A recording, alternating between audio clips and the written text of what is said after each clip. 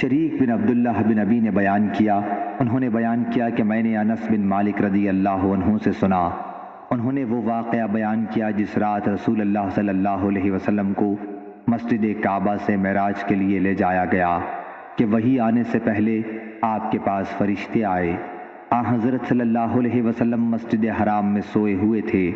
ان میں سے ایک نے پوچھا کہ وہ کون ہیں؟ دوسرے نے جواب دیا کہ وہ ان میں سب سے بہتر ہیں۔ تیسرے نے کہا کہ ان میں جو سب سے بہتر ہیں انہیں لے لو۔ اس رات کو بس اتنا ہی واقعہ پیش آیا اور حضرت صلی اللہ علیہ وسلم نے اس کے بعد انہیں نہیں دیکھا یہاں تک کہ وہ دوسری رات آئے جبکہ آپ کا دل دیکھ رہا تھا اور آپ کی آنکھیں سو رہی تھیں لیکن دل نہیں سو رہا تھا۔ انبیاء کا یہی حال ہوتا ہے، ان کی آنکھیں سوتی ہیں لیکن ان کے دل نہیں سوتے۔ چنانچہ انہوں نے آپ سے بات نہیں کی بلکہ آپ کو اٹھا کر زمزم کے کنویں کے پاس لائے۔ یہاں جبریل علیہ السلام نے آپ کا کام سنبھالا اور آپ کے گلے سے دل کے نیچے تک سینہ چاک کیا اور سینہ اور پیٹ کو پاک کر کے زمزم کے پانی سے اسے اپنے ہاتھ سے دھویا یہاں تک کہ آپ کا پیٹ صاف ہو گیا۔ پھر آپ کے پاس سونے کا طشت لایا گیا جس میں سونے کا ایک برتن ایمان و حکمت سے بھرا ہوا تھا۔ اس سے آپ کے سینے اور حلق کی رگوں کو سیا اور اسے برابر کر دیا۔ پھر آپ کو لے کر آسمان دنیا پر چڑھے اور اس کے دروازوں میں سے ایک دروازے پر دستک دی۔ آسمان والوں نے ان سے پوچھا آپ کون ہیں؟ انہوں نے کہا جبریل علیہ السلام۔ انہوں نے پوچھا اور آپ کے ساتھ کون ہے؟ جواب دیا کہ میرے ساتھ محمد صلی اللہ علیہ وسلم ہیں۔ پوچھا کیا انہیں بلایا گیا ہے؟ جواب دیا کہ ہاں۔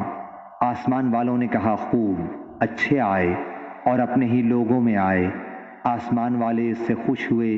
ان میں سے کسی کو معلوم نہیں ہوتا کہ اللہ تعالیٰ زمین میں کیا کرنا چاہتا ہے جب تک وہ انہیں بتا نہ دے۔ حضرت صلی اللہ علیہ وسلم نے آسمان دنیا پر آدم علیہ السلام کو پایا۔ جبریل علیہ السلام نے آپ سے کہا کہ یہ آپ کے بزرگ ترین دادا آدم ہیں، آپ انہیں سلام کیجئے۔ آدم علیہ السلام نے سلام کا جواب دیا، کہا کہ خوب اچھے آئے اور اپنے ہی لوگوں میں آئے ہو، مبارک ہو اپنے بیٹے کو، آپ کیا ہی اچھے بیٹے ہیں۔ آپ نے آسمان دنیا میں 2 نہریں دیکھیں جو بہہ رہی تھیں۔ پوچھا اے جبریل علیہ السلام یہ نہریں کیسی ہیں؟ جبریل علیہ السلام نے جواب دیا کہ یہ نیل اور فرات کا منبع ہے۔ پھر آپ آسمان پر اور چلے تو دیکھا کہ ایک دوسری نہر ہے جس کے اوپر موتی اور زبرجد کا محل ہے۔ اس پر اپنا ہاتھ مارا تو وہ مشک ہے۔ پوچھا جبریل علیہ السلام یہ کیا ہے؟ جواب دیا کہ یہ کوثر ہے جسے اللہ نے آپ کے لیے محفوظ رکھا ہے۔ پھر آپ دوسرے آسمان پر چڑھے۔ فرشتوں نے یہاں بھی وہی سوال کیا جو پہلے آسمان پر کیا تھا، کون ہیں؟ کہا جبریل علیہ السلام۔ پوچھا آپ کے ساتھ کون ہیں؟ کہا محمد صلی اللہ علیہ وسلم۔ پوچھا کیا انہیں بلایا گیا ہے؟ انہوں نے کہا کہ ہاں۔ فرشتے بولے انہیں مرحبا اور بشارت ہو۔ پھر آپ کو لے کر تیسرے آسمان پر چڑھے اور یہاں بھی وہی سوال کیا جو پہلے اور دوسرے آسمان پر کیا تھا۔ پھر چوتھے پر لے کر چڑھے اور یہاں بھی وہی سوال کیا۔ پھر 5ویں آسمان پر آپ کو لے کر چڑھے اور یہاں بھی وہی سوال کیا۔ پھر چھٹے آسمان پر آپ کو لے کر چڑھے اور یہاں بھی وہی سوال کیا۔ پھر آپ کو لے کر 7ویں آسمان پر چڑھے اور یہاں بھی وہی سوال کیا۔ ہر آسمان پر انبیاء ہیں جن کے نام آپ نے لیے۔ مجھے یہ یاد ہے کہ ادریس علیہ السلام دوسرے آسمان پر، ہارون چوتھے آسمان پر اور دوسرے نبی 5ویں آسمان پر جن کے نام مجھے یاد نہیں، اور ابراہیم علیہ السلام چھٹے آسمان پر اور موسیٰ علیہ السلام 7ویں آسمان پر۔ یہ انہیں اللہ تعالیٰ نے شرف ہم کلامی کی وجہ سے فضیلت ملی تھی۔ موسیٰ علیہ السلام نے کہا میرے رب، میرا خیال نہیں تھا کہ کسی کو مجھ سے بڑھایا جائے گا۔ پھر جبریل علیہ السلام انہیں لے کر اس سے بھی اوپر گئے جس کا علم اللہ کے سوا اور کسی کو نہیں، یہاں تک کہ آپ کو سدرۃ المنتہا پر لے کر آئے اور رب العزت تبارک و تعالیٰ قریب ہوئے، اور اتنے قریب جیسے کمان کے دونوں کنارے یا اس سے بھی قریب۔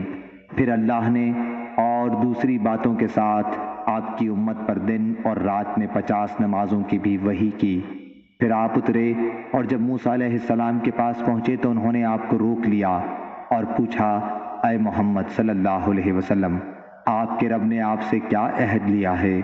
فرمایا کہ میرے رب نے مجھ سے دن اور رات میں 50 نمازوں کا عہد لیا ہے۔ موسیٰ علیہ السلام نے فرمایا کہ آپ کی امت میں اس کی طاقت نہیں، واپس جائیے اور اپنی امت کی طرف سے کمی کی درخواست کیجیے۔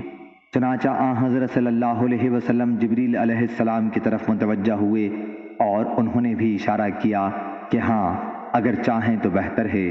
چنانچہ آپ پھر انہیں لے کر اللہ تعالیٰ کی بارگاہ میں حاضر ہوئے اور اپنے مقام پر کھڑے ہو کر عرض کیا، اے رب ہم سے کمی کر دے کیونکہ میری امت اس کی طاقت نہیں رکھتی۔ چنانچہ اللہ تعالیٰ نے 10 نمازوں کی کمی کر دی۔ پھر آپ موسیٰ علیہ السلام کے پاس آئے تو انہوں نے آپ کو روکا۔